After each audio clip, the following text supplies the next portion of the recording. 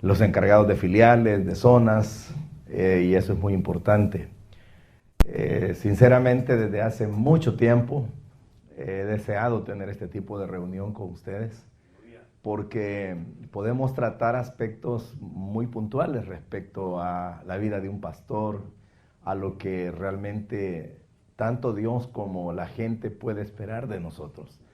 Yo sé de que no vamos a agotar todos los puntos que necesariamente puedan tocarse, pero lo importante es que vayamos avanzando, ¿verdad? Y hay cosas muy, para mí, determinantes, diría, que uno debe tener bien presente en su corazón para funcionar de la mejor manera posible. Así que es un gusto, como siempre me acompaña mi esposa, y vamos a hacer una oración y vamos a leer la Biblia, ¿les parece?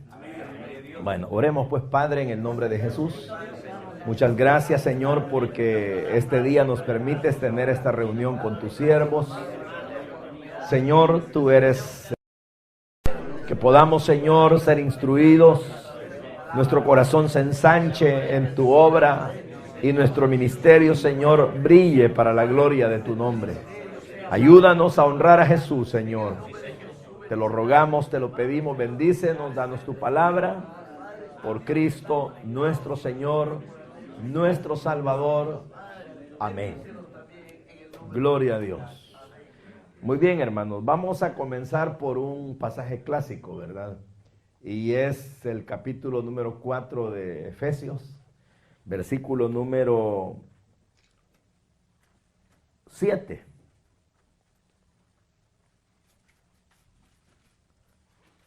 Del capítulo número 4 de Efesios. Ustedes me dicen si ya lo tienen. Bueno, dice la Biblia, pero a cada uno de nosotros fue dada la gracia conforme a la medida del don de Cristo. Por lo cual dice, subiendo a lo alto, llevó cautiva la cautividad y dio dones a los hombres. Y eso de que subió, ¿qué es? Sino que también había descendido primero a las partes más bajas de la tierra. El que descendió es el mismo que también subió por encima de todos los cielos para llenarlo todo. Y él mismo constituyó a unos apóstoles, a otros profetas, a otros evangelistas, a otros pastores y maestros, a fin de perfeccionar a los santos para la obra del ministerio, para la edificación del cuerpo de Cristo, hasta que todos lleguemos a la unidad de la fe y del conocimiento del Hijo de Dios, a un varón perfecto a la medida de la estatura de la plenitud de Cristo, para que ya no seamos niños fluctuantes, llevados por doquiera de todo viento de doctrina, por estratagema de hombres que para engañar emplean con astucia las artimañas del error, sino que siguiendo la verdad en amor crezcamos en todo en aquel que es la cabeza, esto es Cristo, de quien todo el cuerpo bien concertado y unido entre sí por todas las coyunturas que se ayudan mutuamente, según la actividad propia de cada miembro, recibe su crecimiento para ir edificándose en amor. Amén, hermanos. Siéntense, hermanos.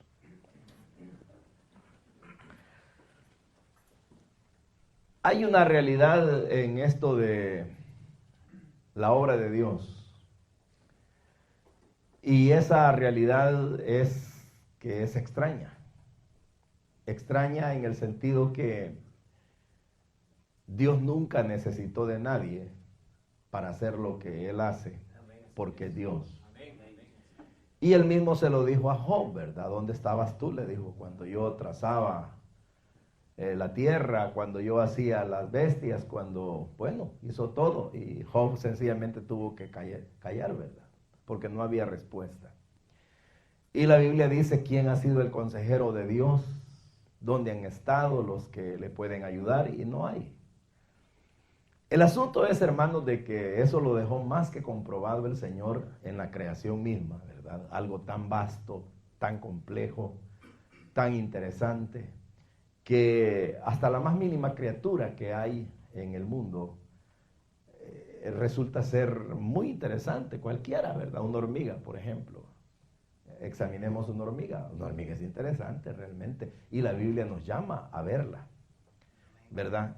La Biblia nos llama a verla por su laboriosidad, por su forma de prepararse, pero quiere decir que el animalito es interesante.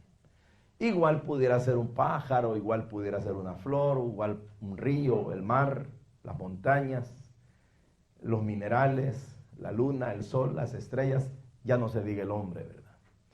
Pero todo eso, ¿quién lo hizo? Dios. Y definitivamente eso así es. Pero entonces, ¿quién le ayudó? Nadie. Y entonces, ¿por qué Dios de repente pide colaboración, verdad? Si Él realmente no necesita de nadie, si Él simplemente todo lo puede hacer. ¿Por qué, hermano, por ejemplo, necesitó de un Moisés, verdad? ¿Por qué también levantó a un Aarón? ¿Por qué el Señor tuvo profetas? ¿Por qué el Señor llamó a 12 para que estuvieran con Él? ¿Y por qué ha comisionado ministerios? Si ustedes me preguntan, yo lo único que podría responder al respecto es porque Él comparte de su gracia. Pero que nos necesite, no nos necesita. ¿Verdad? Porque definitivamente es así. Y hay que ser realistas, ¿verdad? Entonces, el asunto es que en ese sentido viene Él y hablemos particularmente de la iglesia. La iglesia, hermanos, ustedes lo saben, son las personas que creen en Él. Pero resulta de que las personas vienen de un mundo pecaminoso, igual que todos nosotros, y quizás dimensionar hasta dónde realmente el pecado nos afectó, nos golpeó, nos deformó, nosotros mismos no lo sabemos dimensionar. Pero en realidad el pecado fue como cuando a una persona le ha dado una gran enfermedad. Y la gran enfermedad lo ha afectado tanto que cuando usted lo ve, no lo conoce. Y dice, ¿qué te pasó, hermano? ¿O qué tenés, verdad? Porque no te ves reconocible, que has quedado irreconocible. Sí, porque tal vez la enfermedad le botó el cabello, le dañó el rostro, le dañó la piel, le dañó todo. Así es el pecado. El pecado le quitó identidad al ser humano. El pecado le robó sus mejores momentos. El poder del pecado fue tan fuerte que deformó la vida del ser humano. Y la imagen que Dios plasmó en el hombre la fue mitigando, la fue opacando el pecado hasta el punto, hermano, que yo lo he llegado a decir y lo sostengo, si el hombre no es demonio, porque Dios ha tenido una gracia para sostenerlo. No porque sería prácticamente un monstruo, una persona que no sería ya persona realmente, que pueda razonar, que pueda tener sentimientos, los perdería inclusive, pero Dios en su gracia no lo permitió. Pero el asunto es que deformó el pecado al ser humano. Ahora viene Cristo, ¿verdad? Como el único medio para poder salvarnos, como el único con capacidad para comprarnos, para redimirnos, y lo hace. Y paga con su sangre, y ustedes lo saben perfectamente, la Biblia lo dice, el que no tenía pecado se hizo pecado por nosotros. Y él va y se presenta ante el Padre como el Cordero que quita nuestro pecado. Ajá, viene Él, a partir de ahí forma la iglesia. ¿Y qué es la iglesia? Un misterio. Y como misterio, ¿qué es? Una verdad no revelada, que muchos en el pasado la podían imaginar, pero no la podían precisar. Tanto que la Escritura dice, indagaban de qué tiempo y para quiénes era. Y ellos mismos no lo podían comprender del todo. En otras palabras, por ejemplo, vaya, es como que Isaías si dijera, una virgen concebirá, un niño nos es nacido, príncipe de paz, Dios con nosotros. Pero al mismo tiempo Isaías se queda, ¿y esto qué es? ¿Para quién es? ¿En qué momento será? Y dice que indagaban, pero no podían ellos precisar con exactitud porque era para la iglesia. Y la iglesia se ve entonces ya conformada y ya como una realidad cuando Jesucristo viene, nos compra y dice pues que ya la Biblia usa esa terminología, ¿verdad? Pablo dice, compró su iglesia, pagó por ella y ella es su cuerpo. Pero entonces el Señor asciende literalmente, Se va a seguir con su, digamos, protagonismo de intercesor, como el Salvador que nos representa ante Dios, pero ¿y su cuerpo? ¿Y su cuerpo cómo es? Su cuerpo resulta, que es la iglesia, que es su cuerpo prácticamente herido. ¿Cómo fue el cuerpo de Jesús en lo literal? Herido, golpeado, roto, maltratado, traspasado por los clavos. Y esa herida de los clavos, y esa herida del látigo, y esa herida de la lanza, y esa herida de todo ello, ¿por qué fue? Por el pecado. Y entonces, ¿y la iglesia, que es su cuerpo, cómo está? Está redimida, está limpia, ya no hay más herida para ella, pero quedó herida. ¿Y a dónde quedó herida? Por el pecado. ¿Y en qué sentido? Que no se lo perdonó el Señor, ¿cómo no? Que no se lo quitó, ¿cómo no? Pero los efectos le quedaron. Porque Él la perdonó, Él la limpió, Él la redimió, pero y los efectos del pecado, ahí está, que la gente viene a la iglesia y como el pecado le robó la identidad, toda la vida que no fue lavado en la sangre de Cristo, son enojados, imprudentes, respondones, tienen una serie de cosas que, hermano, prácticamente uno se pregunta como si no fueran hijos de Dios. Pero entonces viene Jesús y dice, pues bien, esa es mi iglesia, ese es mi cuerpo. Entonces dice, ¿qué dijo él? Que a cada uno de nosotros, dice el apóstol, que entendió cuál era, por así decirlo, el sentido de todo esto. Y dice, a cada uno de nosotros conforme a su de su gracia, nos dio conforme a la medida del regalo de Cristo, del don. Y dice, por lo cual dice, subiendo a lo alto, llevó cautiva la cautividad y dio dones a los hombres. ¿De qué está hablando subiendo a lo alto? De la resurrección de Cristo. Subió a lo alto. Y cuando dice, dio dones a los hombres, ¿a qué dones se refiere? En la Biblia hay por lo menos 4 tipos de dones. Está el don sobrenatural, que es el don del Espíritu, 1 Corintios 12. Están los dones como atributos, Romanos capítulo 12. Están los dones que dice Pedro, a cada uno le he dado un don de parte de Dios, ejercítelo. Pero están los dones ministeriales. Y estos dones tienen una connotación distinta, porque mientras los dones sobrenaturales solo los puede dar el Espíritu y son sobrenaturales, y los reparte el Espíritu Santo, los dones naturales, como los que dice Pedro, son dones que toda la gente tiene, todo el mundo tiene una virtud, todo el mundo tiene una habilidad, y ese es un regalo. Los dones que dice Romanos en el capítulo 12 son una mezcla, porque él habla de profecía y habla de servicio, habla tanto de aspectos que pueden tener que ver con el Espíritu Santo, pero también de los aspectos que prácticamente brotan de la naturalidad de la persona, de lo que Dios le dio, porque cada persona tiene un sello de Dios, de tal manera que alguien puede ser hábil para ministrar, dice ahí, para servir, para apoyar.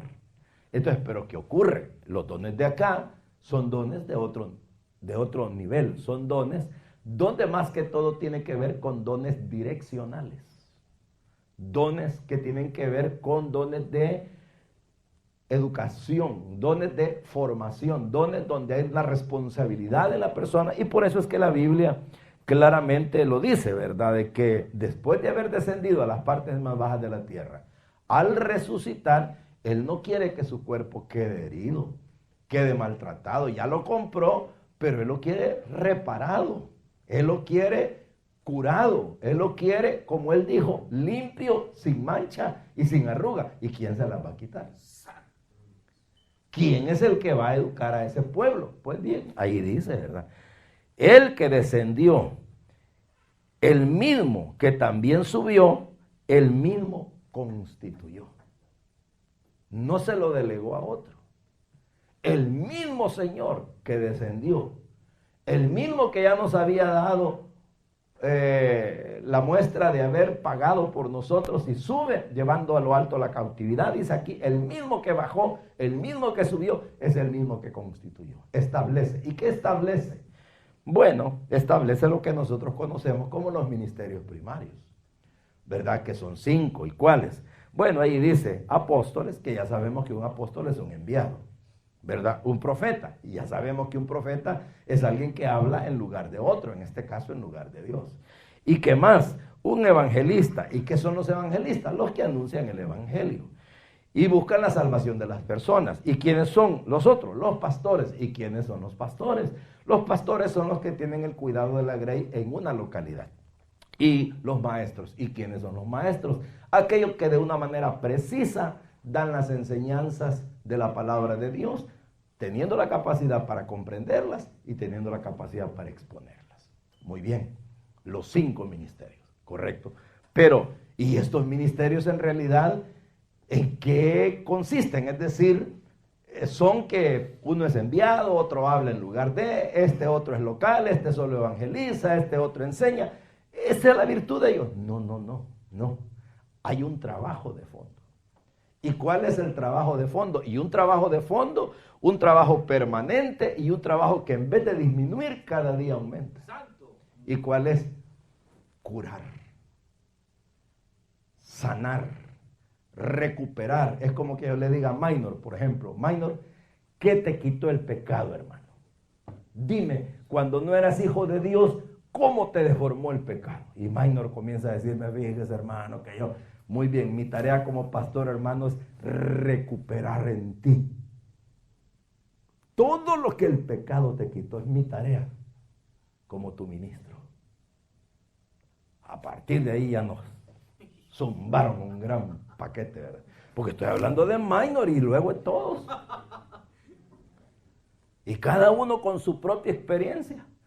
Cada uno con su propio mundo, con su propio pasado. ¿Cómo la ven?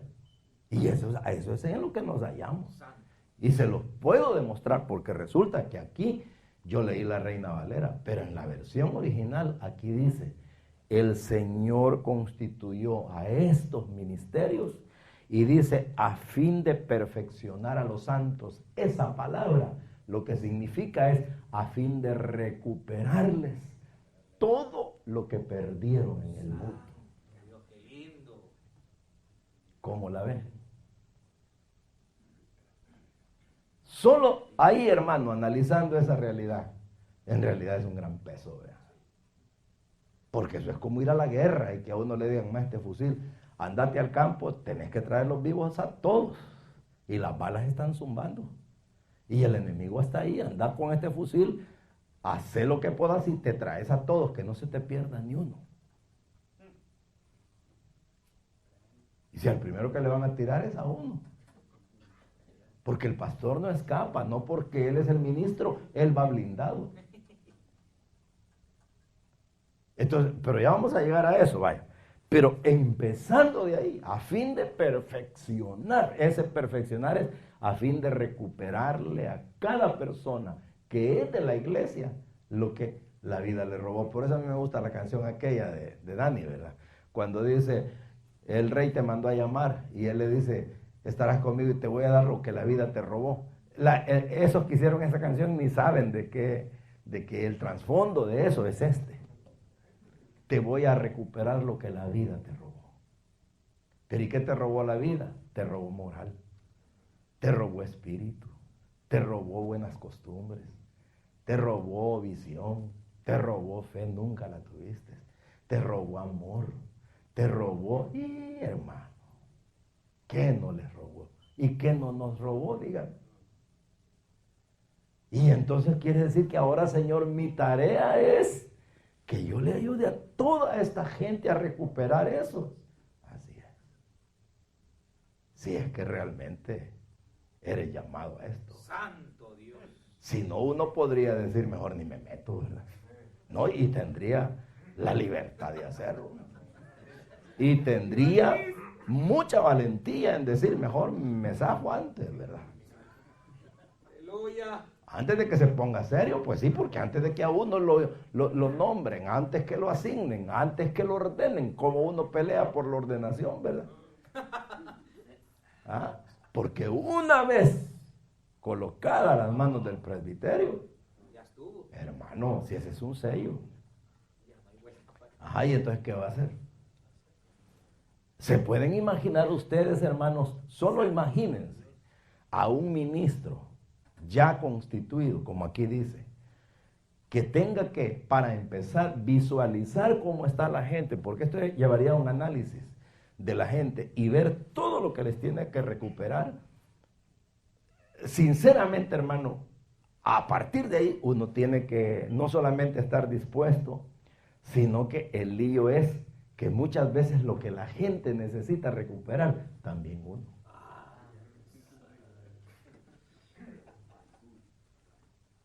Pues sí, y de ahí es donde surge la hipocresía ministerial. Porque la hipocresía ministerial muchas veces es, oren, oren, y él no ora. Sean santos, y no es santo. Amen a Dios, y ellos no aman.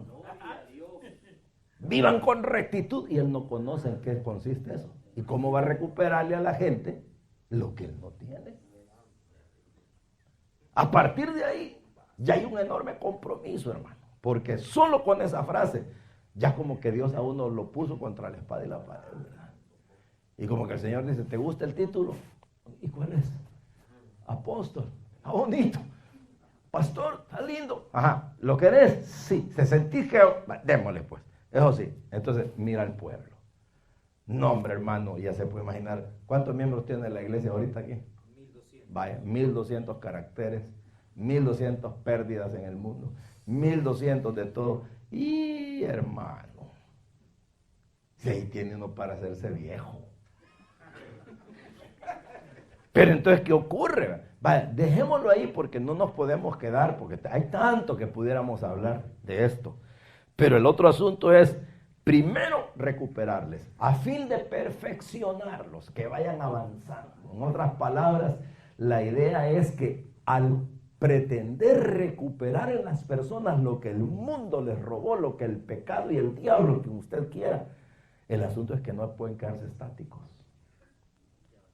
Tienen que avanzar, porque cuando dice a fin de perfeccionar, esto sería traducido a fin que avancen, a fin que cada día den un paso hacia adelante, a fin que cada día vayan mejorando y que se vea que van recuperando. Quiere decir que cuando uno tiene una iglesia, hermano, que no pasa, y no estoy hablando de números, sino que no pasan los mismos incrédulos, los mismos malcriados, no sé cómo decirlo, los mismos que no tienen fe, que no se aman. ¿Quién está fallando? Es uno. Porque esto viene a parecerse al principio pedagógico, que cuando todos los alumnos son malos, el profesor es el malo.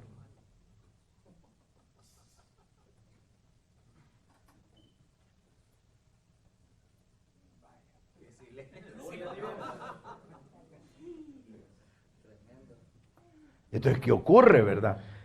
Eso es a fin de perfeccionar a los santos, porque ya son santos, porque ya fueron apartados. Si ahora lo que hace falta es el gran trabajo, como quien dice, fuimos a traer las ovejas por las montañas y hay que revisarlas cuántas garrapatas traen, cuántos parásitos, cuántas vienen heridas, cuántas vienen cojeando, cuántas vienen con unas costumbres bobas, cuántas se golpean las unas a las otras. Y a trabajar con cada detalle. ¿Se puede imaginar cuán amplia es la vida de un pastor, hermano? Por eso es que un pastor no puede andar despistado. No tengo nada que hacer. No es de nada que hacer. Estás raro porque por lo menos orando puede estar uno leyendo un buen principio a efecto de ir recuperando en las personas. Tal vez no todos tienen el mismo problema, pero tiene uno una. Por ejemplo, tiene uno gente que solo deprimida vive, ¿verdad? Hay que sacarla de ahí. Uno tiene a veces gente que es bien irresponsable, que hace 3 cosas buenas que cumple y se pasa en 7 que ya no viene. Y uno dice, ese es el problema, es que es muy inestable. Cada quien tiene su propio problema. Cada oveja vino herida. Hay unos que vienen con el ímpetu y dicen, ay no hermano, hoy que soy cristiano, cuente conmigo. A la semana ya no están. Entonces uno se fija, otras vienen tristes, unas lloran mucho, otras son así que quieren a uno como llamarle la atención, otras son bien apartadas, unas hablan hasta más de...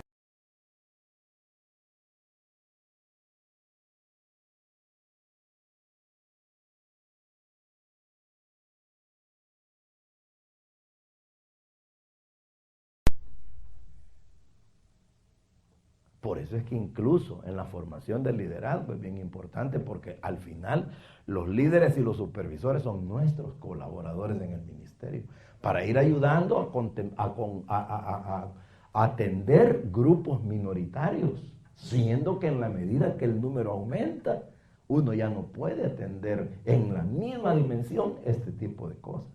Entonces necesita de apoyo, pero ahí es donde uno tiene que ver a quién delega, cómo formarlos, porque si a cualquiera ponemos, nuestra tarea se está yendo por la borda, porque lo que deberíamos hacer bien, se lo hemos encomendado a alguien que lo está haciendo mal.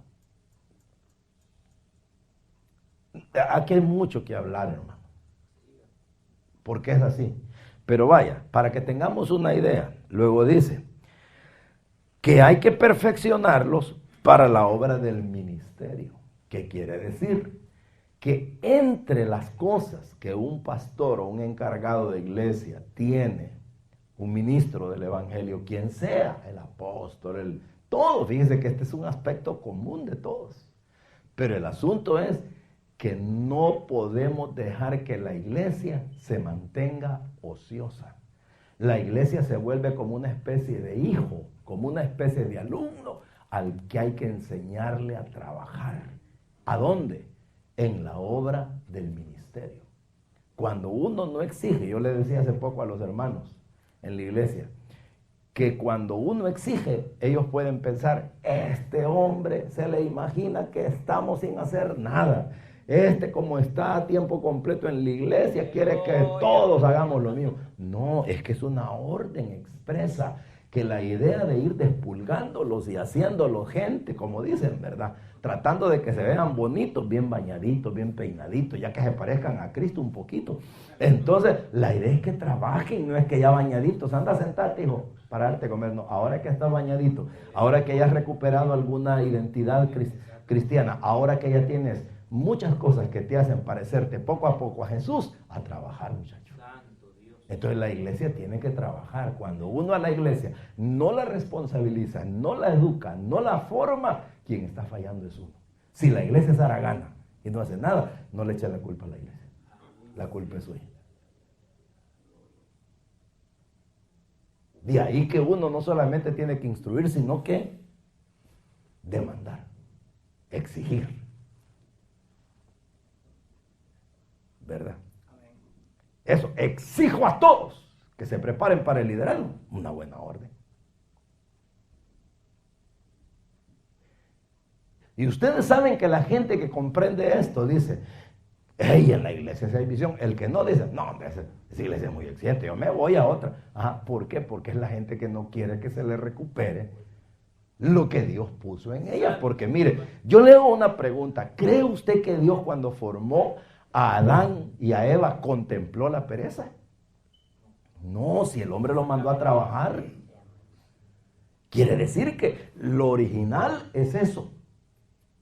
Y veamos eso, hermano. Veamos a Adán antes del pecado. Veámoslo antes. ¿Qué era? Un trabajador, un buen marido, un buen habitante de la tierra, se llevaba bien con su medio ambiente, todo estaba bien. ¿Verdad? Ahora, mire al hombre después. ¿Cómo está? Si es el medio ambiente, no tiene ninguna buena relación con el medio ambiente. Si es con la familia, tampoco. Si es con el prójimo, menos. Si es consigo mismo, perdió valores. Si es con Dios, ni lo quiere. Y si es el trabajo, no, prefiere vivir de gratis. Y se cree bien inteligente cuando no hace nada y come.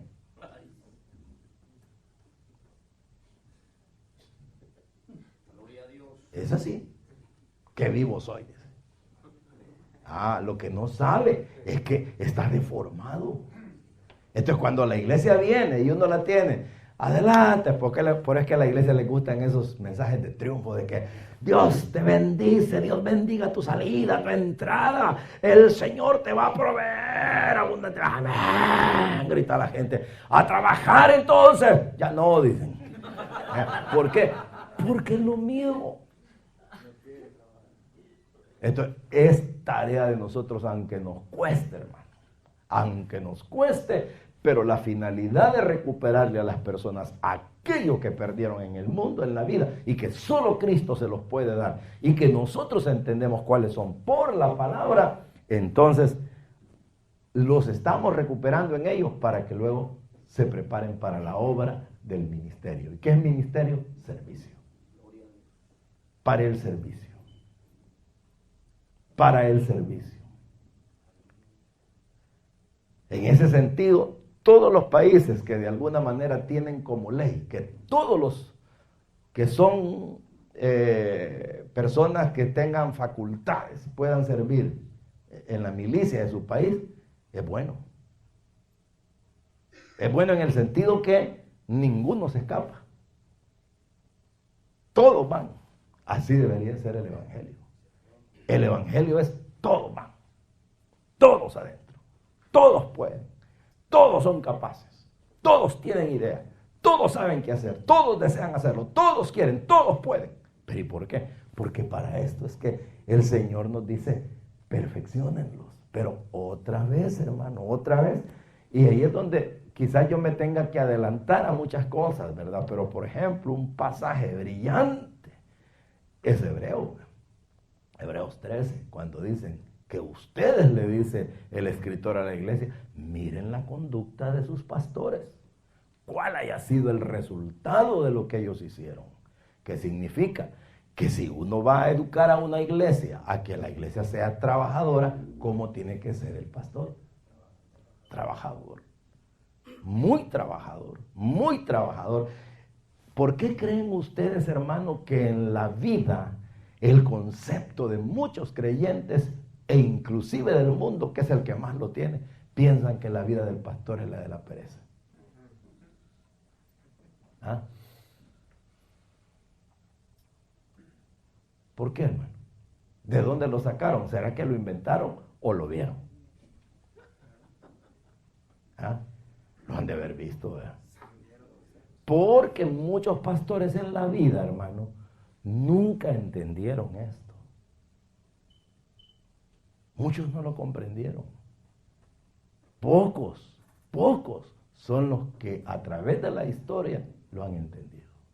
¿Cuál era su función? Por eso es que hubo pastores que no solamente ellos fueron influyentes en la iglesia, sino hasta en la sociedad en la cual vivían. Porque como su papel era eso, era un papel muy claro de lo que estaban haciendo. Entonces los llegaban a respetar, ¿verdad?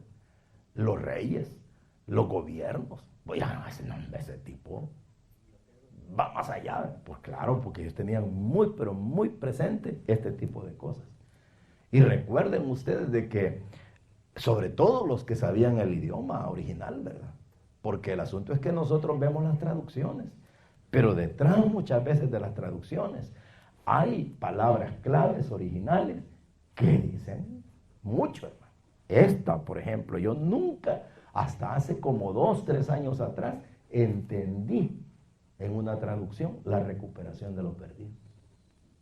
Porque yo siempre lo miraba como a fin de perfeccionar y esa es la que yo interpretaba. Pero cuando voy a los originales y me dedico a ver cuál era la intención del escritor, me voy dando cuenta de que lo que está diciendo es, ahora el Señor los ha puesto para que a ese pueblo que Él redimió, que por ellos bajó y subió, y ahora le ha dado regalos, porque el regalo en este sentido viene en 2 vías, regalo para el que lo recibe y regalo para la iglesia. Pero entonces, ¿qué ocurre? Es a fin de recuperarles para prepararlos para que ellos estén aptos para ser útiles. Es lo que en la carta de Filemón se ve, ¿verdad? Antes te era inútil, pero ahora te es útil. Exacto. ¿Y quién había hecho que Onésimo fuera útil. Cristo lo había perdonado, pero quien lo pulió fue el otro. ¡Viva Cristo! Tanto que Pablo dijo, yo quisiera que se quedara conmigo, dijo. Ya lo había entrenado, ¿verdad?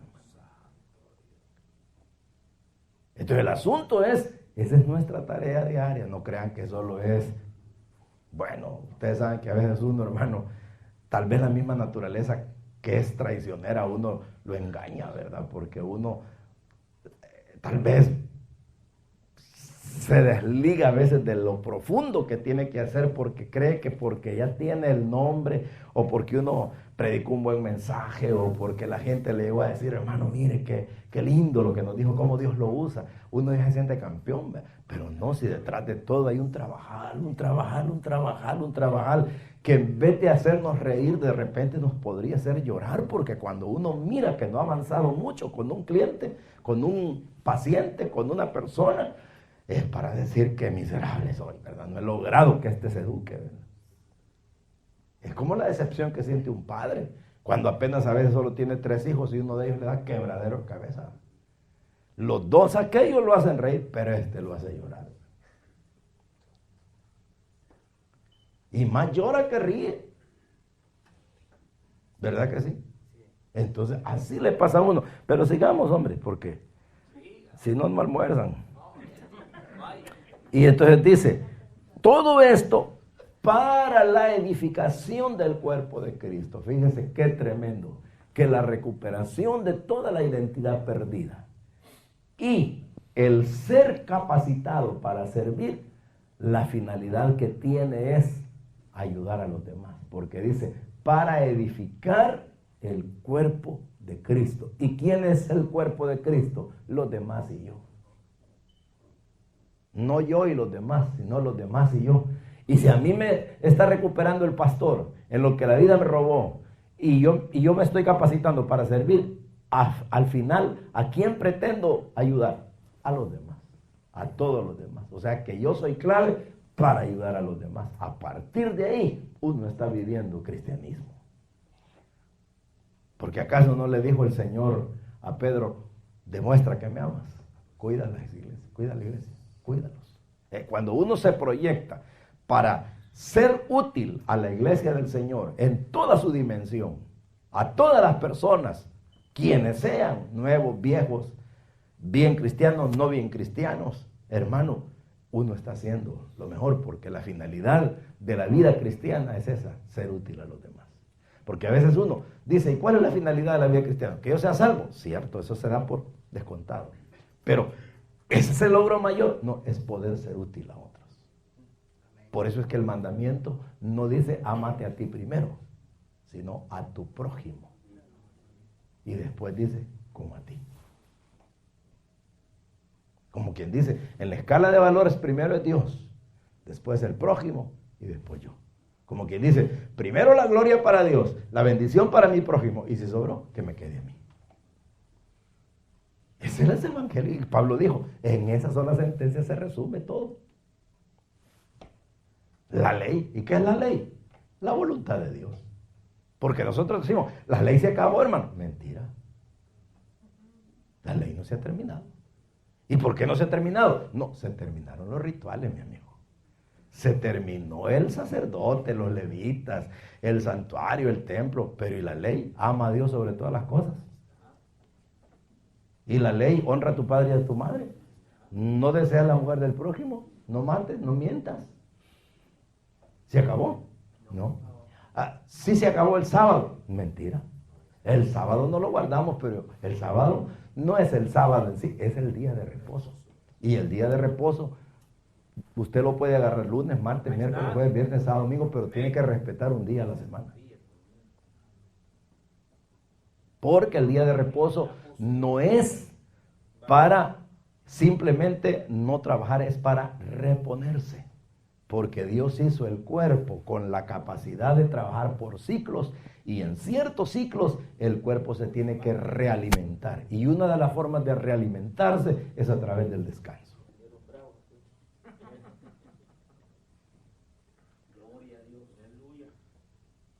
Entonces quiere decir que el que se mata los 7 días de la semana y llega exhausto, está pecando. Porque un día, aunque no lo quiera, tiene que reposar. Porque es la ley de Dios. Ah, pero la ley condena, hermano. Claro, siempre va a condenar. ¿A quiénes? A los que no tienen a Cristo. Porque a ellos los siguen persiguiendo. Porque la paga del pecado es muerte. Y eso no ha terminado. Y conmigo el asunto es que como yo ya estoy en Cristo, ya no me busca para matarme, ahora me busca porque yo la puedo cumplir.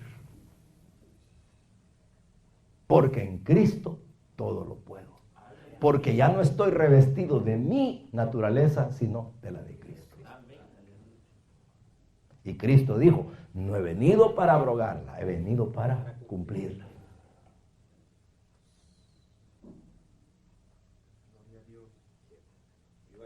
Entonces la ley pasa y dice la ley, impío, sí, paga el pecado muerte. Cristiano, sos mi amigo. Tú sí me entiendes. ¿Ah? ¿Por qué? Porque ella fue un tutor, cuidándome. Me forzaba, me decía, hey, esto es malo, esto es pecado, esto es maldad. ¿Y para qué? Para que yo me viera imposibilitado y me dijera, el único que te puede ayudar es Él. Mira, te presento a Cristo porque es el único que te puede ayudar. Entonces, ¿qué ocurre? Que aquí dice, ¿verdad?, que la idea es esa, edificar a la gente, edificarlos. Y no sé cuánto tiempo tenemos. Dice, para la edificación del cuerpo de Cristo, oiga esto, hermano, hasta que todos lleguemos a la unidad de la fe.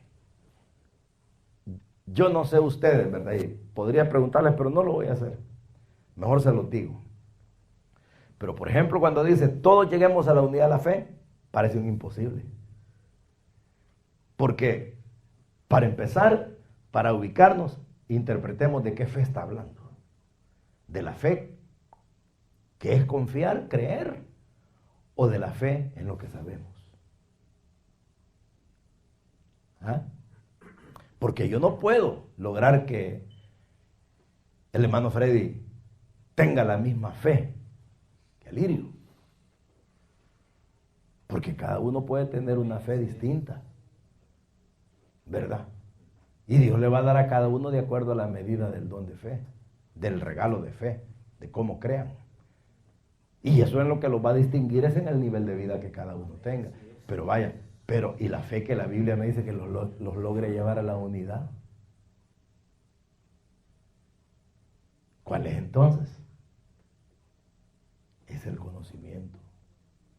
Lo mismo debe conocer Freddy, como lo mismo debe conocer Alirio. ¿Y quién se lo va a enseñar? Yo. De ahí es donde un pastor nunca debe negar todo el consejo de Dios. Pero ¿qué ocurre? Las iglesias son mal educadas. Porque viene usted, les predica un tema y están enojados porque usted no les habla de la venida de Cristo. Y dice, ya no predican de la venida de Cristo. Y tal vez tiene usted un mes de no predicar de la venida de Cristo. Y lo peor que el que está exigiendo, prediquen de la venida de Cristo, ni preparado que está. O predique del arrepentimiento, o dele al pecado, hermano, tírele al pecado. Está bien, tirémosle. Pero ¿y acaso no hay que enseñarle a la gente a ser buenos ciudadanos? ¿Acaso no hay que enseñarles hasta cómo administrar su dinero? ¿Acaso no hay que enseñarles hasta cómo amar a sus hijos? ¿Acaso no hay que enseñarles cómo tratar a la mujer? ¿Acaso no hay que enseñarles hasta cómo conducir por la calle? Si esa es la tarea del pastor, agregarles todo lo que les hace falta. Pero como la iglesia no está educada, dicen, no, que a veces que me cae mal, hermano, que a días que no hablan mire, al pecado no le están tirando, viene a enseñarnos de que, ¿qué nos viene a enseñar? De que tenemos que diezmar, imagínense. Por ejemplo, entonces, como yo le digo a la iglesia, es que la labor de un ministro es un abanico y es como el médico. Y entonces yo les contaba a los hermanos que yo conocía a un hombre que solo lo miraba a uno y le decía, tienes anemia. Y le decía, ¿cómo cree que estoy de glóbulos rojos? Hermano, enséñame las uñas. Tenés tanto. Dale vuelta a las manos. Te pasa tal cosa. No, y agarraba los exámenes. Y yo hasta a uno le daba risa, ¿verdad? Porque se pasaba el orín así. A tal cosa es. ¿Y cómo sabía? Entonces, ¿qué pasa con el pastor? Mira las ovejas y no las ve lo que tienen, ¿verdad? Entonces, para él está contento porque hay un montón, pero no sabe cómo están. No las ve. Y le pasa a las de Eli, que la ve llorando, y borracha está. ¡Santo Dios! No percibe. ¿Y cómo va a lograr percibir? Ahí es donde viene que el hombre de Dios se vuelve antropólogo. Por eso es que la tarea más diversificada del mundo es la del ministro del Evangelio. Porque el ministro del Evangelio se vuelve. ¿Qué hay en la Biblia, hermano? En la inspiración de la Biblia usted sabe que hay medicina, arquitectura, antropología, astrología, todo, agricultura, astrología. Exactamente. Usted y yo debemos de ser un poquito de todo. Entonces, como antropólogos, conocemos. ¿Y cómo conocemos? Estudiamos la conducta humana. Aprendemos a acercarnos al ser humano y conocer sus reacciones. Saber cuándo nos están mintiendo, cuándo están tratando de hacer algo, es conocer al ser humano. Cuando la Biblia dice, Jesús conocía, sí, porque Dios, pero también no era ningún sencillo. Él analizaba al individuo, ¿verdad?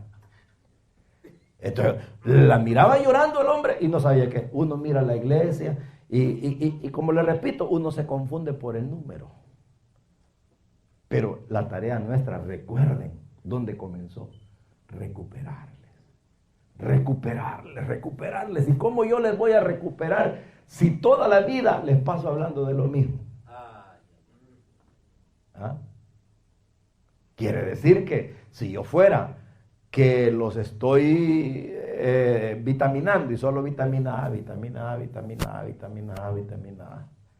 o solo vitamina C, o solo vitamina D, o solo E, los ojitos van a estar buenos, pero el corazón va a estar bueno. Entonces, todo tiene su equilibrio. Y el apóstol Pablo dijo, que era por cierto una de las cosas que quería hablar con ustedes cuando dice, por eso yo no he rehuido anunciaros todo el consejo. Por eso es que uno entiende los sermones de Jesús. Porque Jesús de repente decía, no calumnien. Por allá decía, no se enojen. Por aquí decía, cuidado con el dinero. Por aquí decía, tengan cuidado de la doctrina. Por aquí decía, ámense los unos a los otros. Una gama, hermano. ¿Y sabe qué? ¿Quiere que le cuente algo? Que repetía los mensajes. Por eso es que los evangelistas agarraron versiones. Uno de una cosa, de lo mismo, y otro dijo otra, porque no eran los mismos sermones, es que lo mismo predicaban en diferentes partes. Así es. Pedro tenía la costumbre, decía él, hasta después de mi partida les voy a recordar las mismas cosas.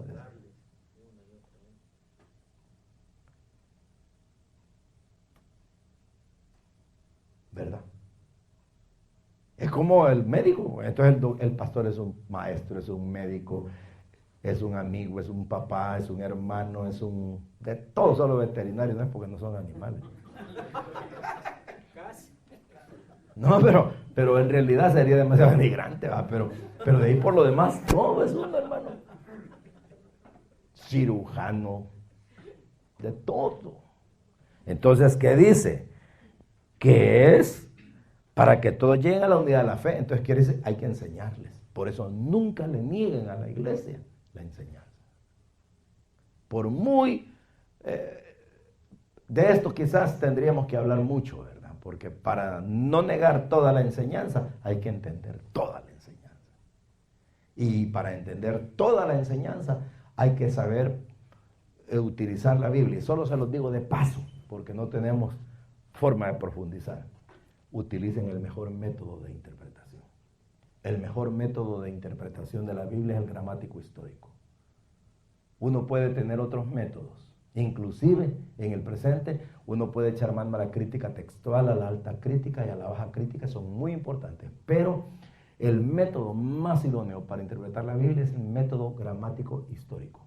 Ese método consiste en que uno toma en cuenta el tipo de libro, quién lo escribió, dónde, por qué, para quién, qué lenguaje usó, cuál fue la ocasión, en qué sentido utiliza las palabras, qué significa cada palabra, dentro del contexto que está, luego en qué otros libros se apoya la verdad que te está enseñando, si la tiene dentro del mismo libro, si la tiene en otros escritos de él, o si está en otro libro, con otro tipo de mensaje, pero está la misma enseñanza.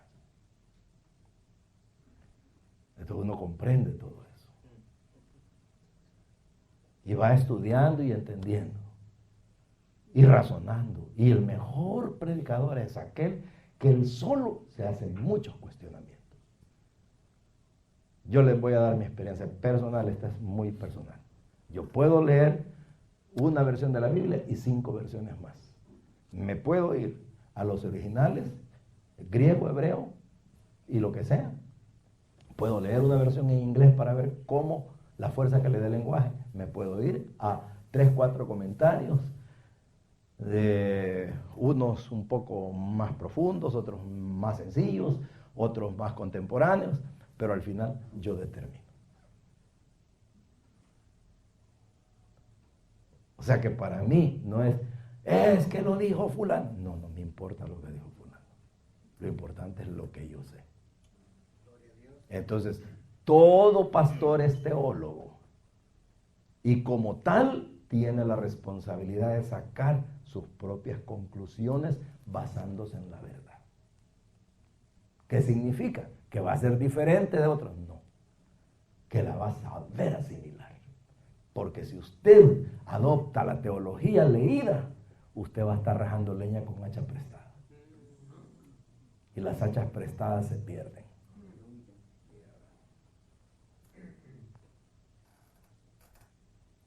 Mientras que el hacha propia, sabe uno por dónde pega.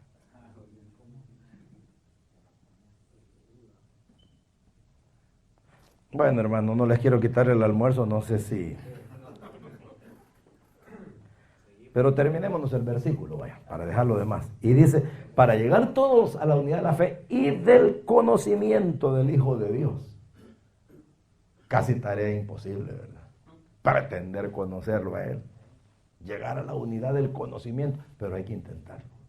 Que todos conozcamos de Cristo lo mismo, porque entre más conocemos de Cristo, más conocemos de la vida, más conocemos la verdad, más conocemos de Dios. ¿Por qué? Porque en Cristo habita la plenitud de la deidad.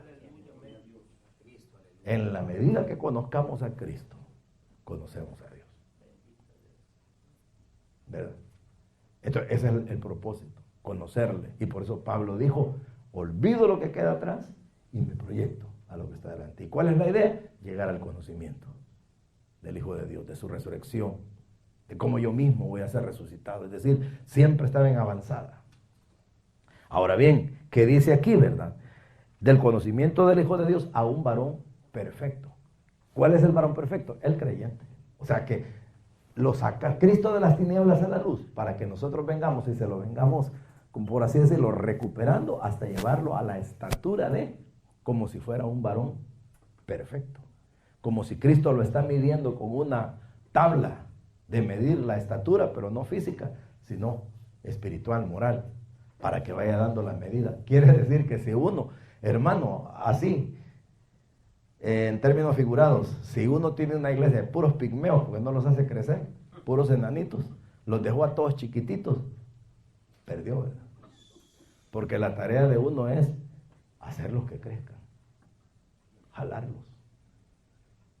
Y ustedes bien saben que un padre de familia, por ejemplo, cuidadoso, mira a su niño y dice, usted no crece, que tendrá, lo lleva al médico, porque esto no es normal. Y tal vez tiene algo que le esté evitando crecer. Pero si es el pastor, cuando mira que la iglesia no crece, ¿qué está pasando? No les estoy enseñando bien, ellos no entienden. ¿Será que estoy utilizando una forma indebida. ¿Qué está pasando? El pastor se exige. Por eso es que la labor del pastor es la más intensa, hermano. Es la más intensa. A mí me dijeron al principio de mi vida ministerial que todos los pastores se morían de derrame cerebral o de ataque al corazón. La mayoría me dijeron.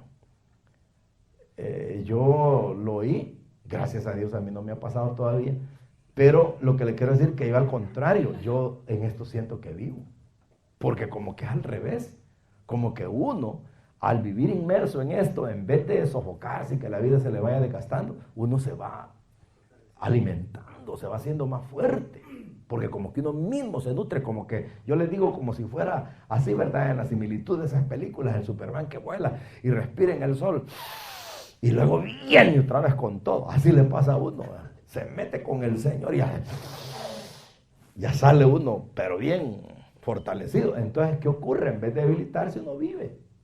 Entonces, ¿qué pasa, hermano? Que definitivamente la idea es hacer crecer a la persona.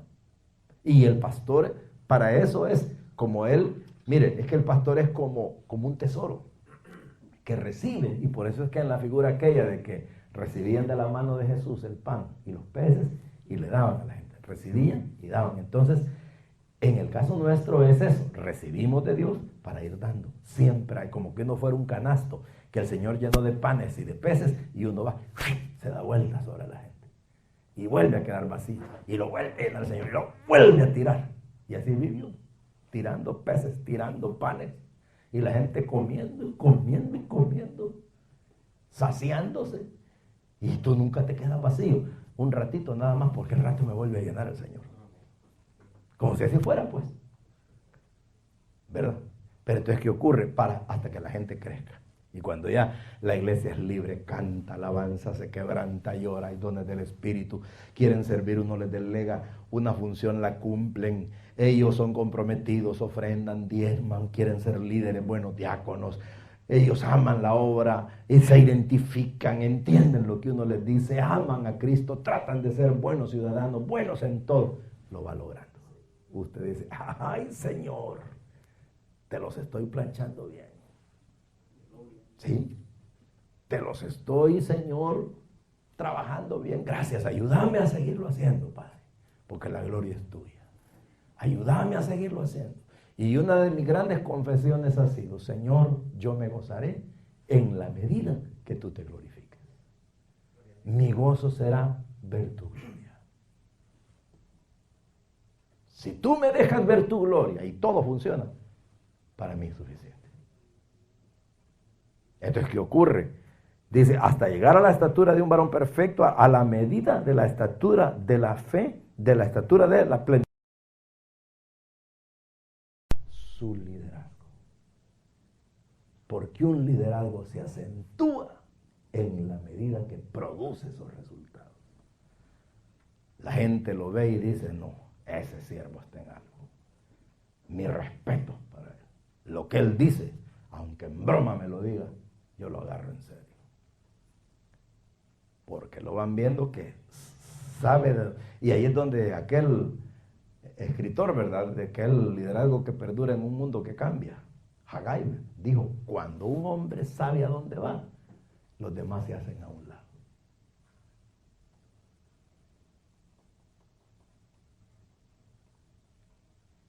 ¿Cómo la ven?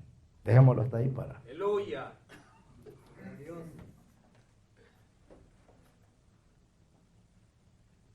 Interesante, ¿verdad? Y nos falta el pasaje, si ahí todavía. Ya. Comemos y seguimos. Ah, por eso. Sí. Por eso. Y no termina. Por eso. Sí, la idea es que nos lo vamos a acabar, ¿verdad? Aleluya. ¿Cómo le ven, hermanos? Amén. Bueno, dejémoslo ahí, pues. Y nos vamos a comer y después volvemos. Amén.